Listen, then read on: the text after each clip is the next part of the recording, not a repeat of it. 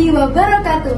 Halo semua Sobat Spensa, kembali lagi di podcast SMP Negeri 1 Senagan. Bersama saya, Saida Azman, host pada hari ini.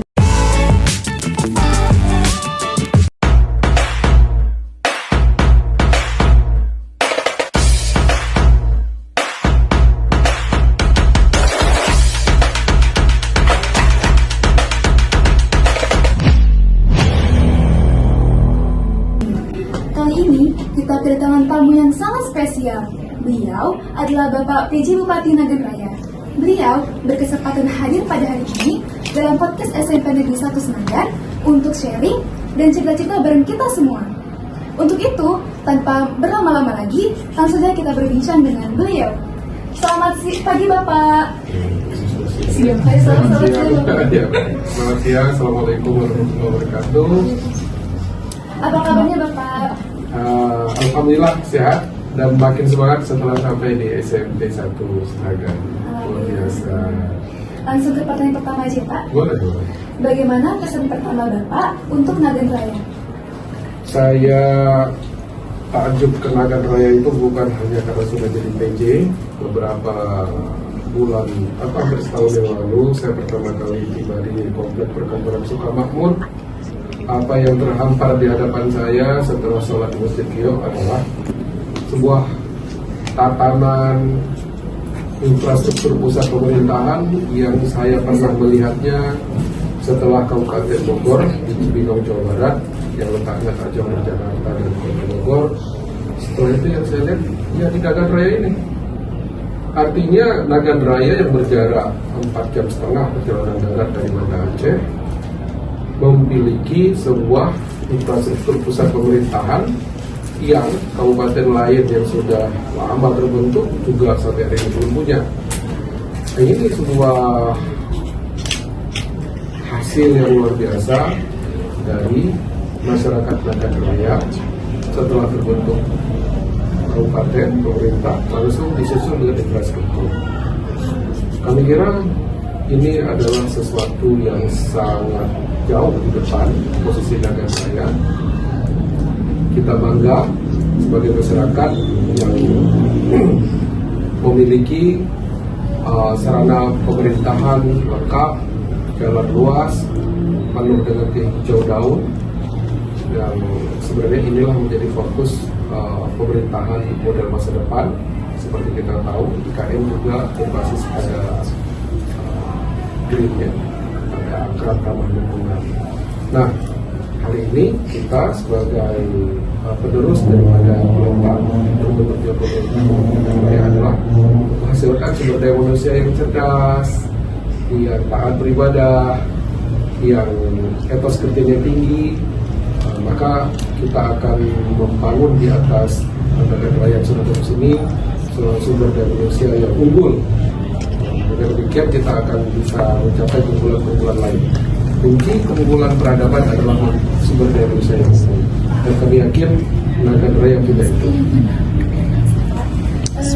Tentang pendidikan nih Pak, bagaimana fokus pendidikan di Nagan Raya untuk kedepannya Pak? Ya, yang sudah pasti pendidikan apa yang sudah berjalan itu yaitu di tingkat SD, SMP, dan SMA. Seterusnya tentu adik-adik ataupun yang sedang menuntut studi ini kita harapkan setelah SMA ataupun SMK selesai adalah menambah kualitinya sendiri.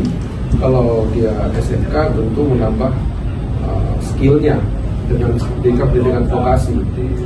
Dan demikian yang SMA menambah keahliannya mungkin di keilmuan strata sains.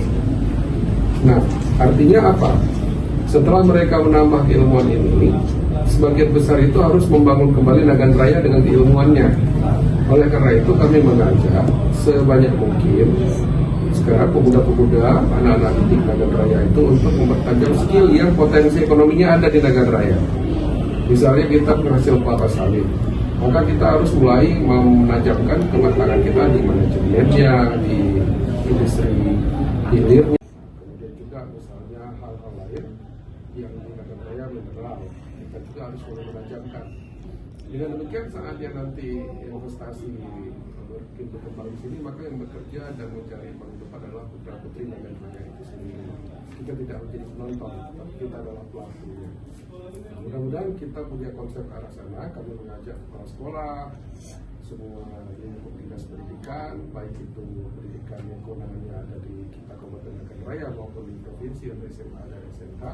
Yuk kita sinergi memetakan anak-anak kita untuk memiliki skill yang fondasi ekonominya itu ada di Nagan Raya.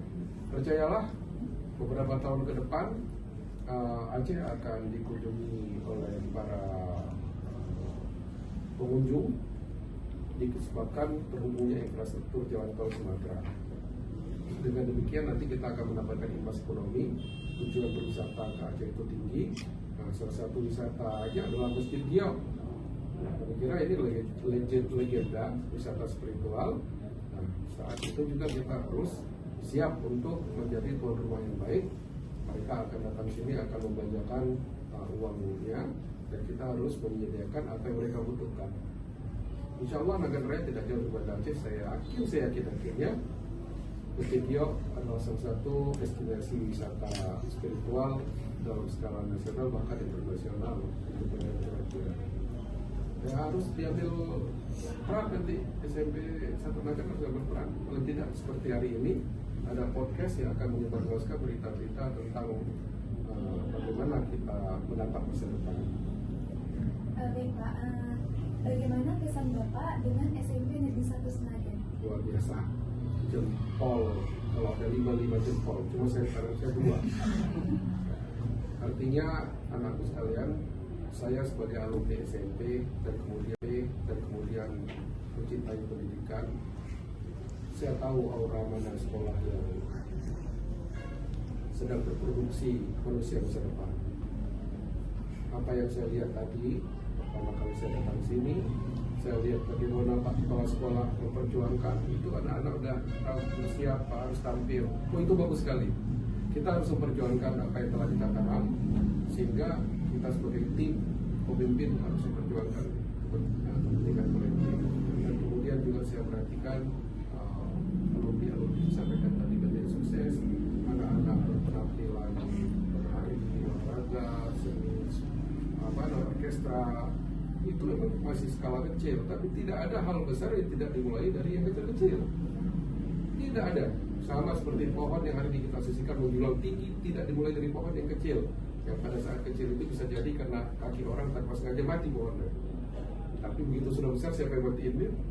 Melihat aja kita menatap ke atas 7 meter, 8 meter, bahkan sampai 15 meter di atas kita. Maka anak-anak yang SMP hari ini adalah pohon kecil. Dan kalian secara perlahan di media yang baik, kalian akan menjadi pohon besar tempat berlindungnya flora dan fauna, mencari ketenangan dan kehidupan.